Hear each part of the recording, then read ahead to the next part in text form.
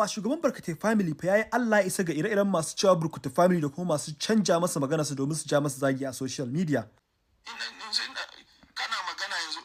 wa'ansu wa'anda Allah ya isa tsakanina da su. Yanzu wannan maganar da nake sai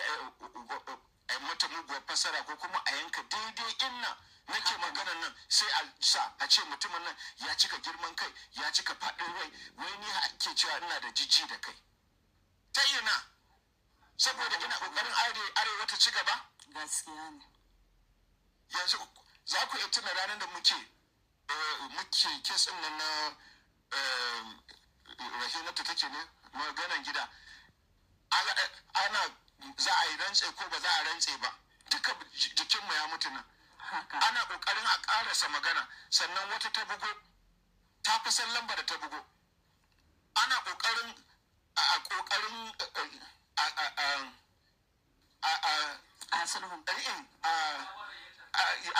nemi shawarar mutane wai ta bugo barkata family ne cikin bacin na ci a burkutu family ne ba su yanka daga farko ba sai kawai barkata family ne ni kuma da na ce burkutu family sai ka je irin furucin da mutane kalaman da mutane ke yi kamar dabbobi ta ina nake da girman kai ta ina nake da faɗin rai kawai dai arewan dai ba a son gaskiya in dai za ka yi magana da kausan murya akan gaskiya to sai kai bakin jini haka ne. Amin ya rabe. Kuma yawanci za a ga 'ya'yan da aka haifa ba tarbiyya ne. Haka ne. Ba san darajar iyayensu balle darajar wani a waje. Haka ne. Amin ya rabe.